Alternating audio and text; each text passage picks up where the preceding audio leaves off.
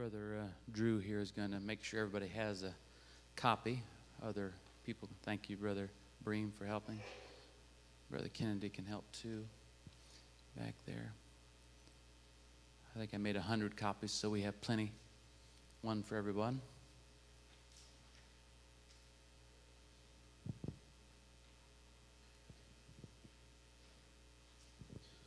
I'm not there anymore.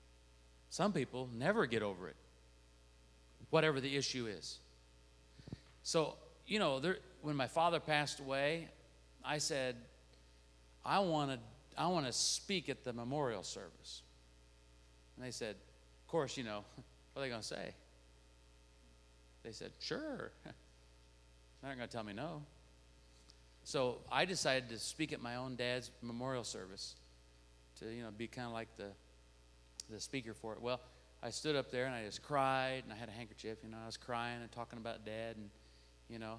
But you know what? Pain and a lot of sickness. December is, you know, a bad month. Then why do you do it?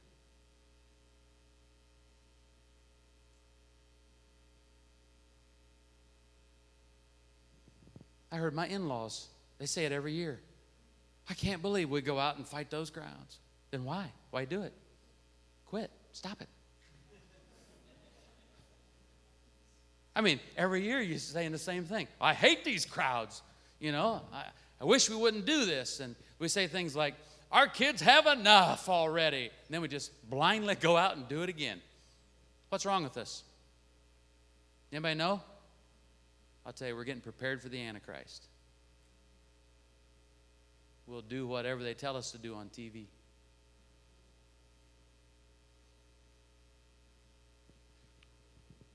It's no wonder we have depressed children. It's no wonder we have depressed teenagers.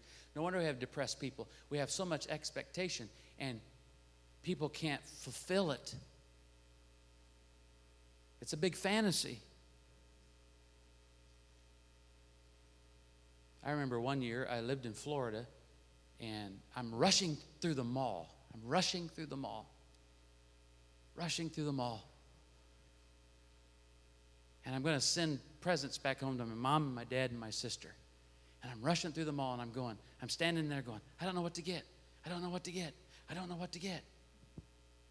And I'd run to this store, and I'd spray all those little pieces of paper and smell them, hack and cough and say, I don't know.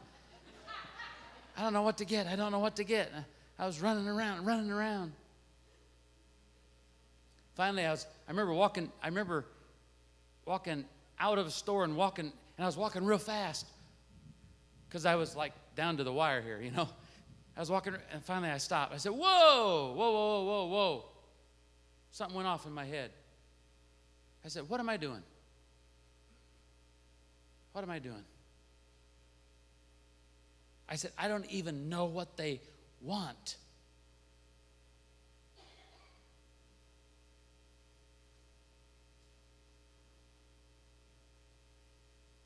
Is that love?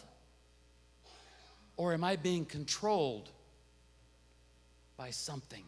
You know, love is cool because it's spontaneous. I was standing in the bookstore the other day, and I go, cool. I called, I said, where are you guys at? He said, we're down here in this other store. I said, come here, I want to show you something. Anna likes to play the piano. And so I said, look at these song books. I said, they got 250 songs in each one of them. I said, pick one out. I said, that is so cool. She's going, yeah, I don't know which one to get. That's love right there. The spontaneous. It's not Christmas Day. It's just, I see something. I know she appreciates it. I know she's going to like it. And so I said, get one. Let's get one. So she plays out of it. As we walked out of the store, I didn't ask. Walked out of the store, she grabbed me. Said, thanks, Dad. Gave me a hug. Now that's much more meaningful than me going around going, what am I going to get her? What am I going to get? It was spontaneous. It's spontaneous.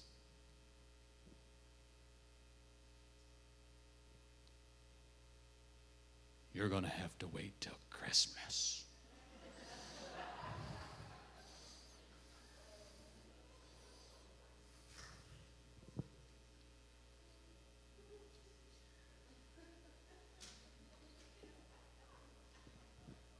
It's amazing when you start thinking for yourself, isn't it? How everybody else seems kind of wacko. But prepare yourself. If you think right, most people think you're nuts. Seriously. People fall, the next paragraph says, people fall into depression when life is not going the way they planned it. How many people have great plans for the future? Also, a jealous or an envious feeling can push a person into depression. You say, well, they always get something. They have more money than me. They have nicer toys than me. Blah, blah, blah, blah, blah. They get new clothes all the time. Blah, blah, blah, and depression. The cycle of depression is most often based, really it is, it's just selfishness. Depressed people that stay in depression constantly, they're selfish people. They're self-centered. If you're always wallowing in your own self-pity, your self-love.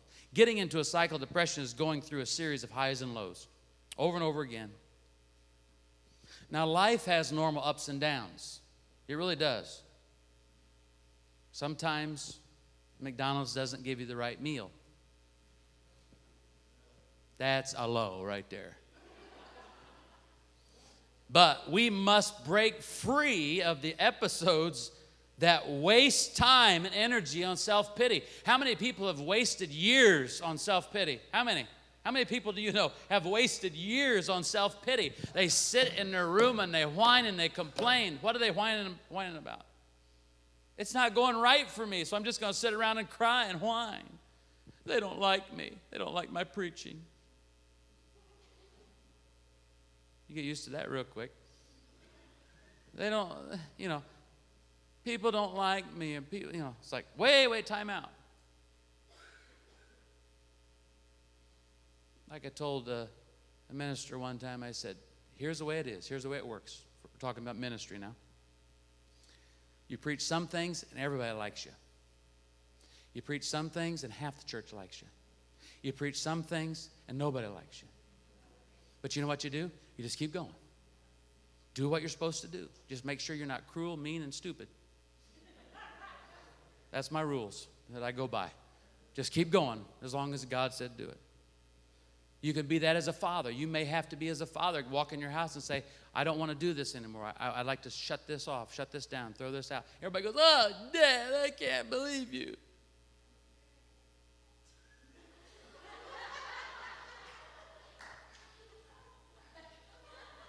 I knew we'd get there.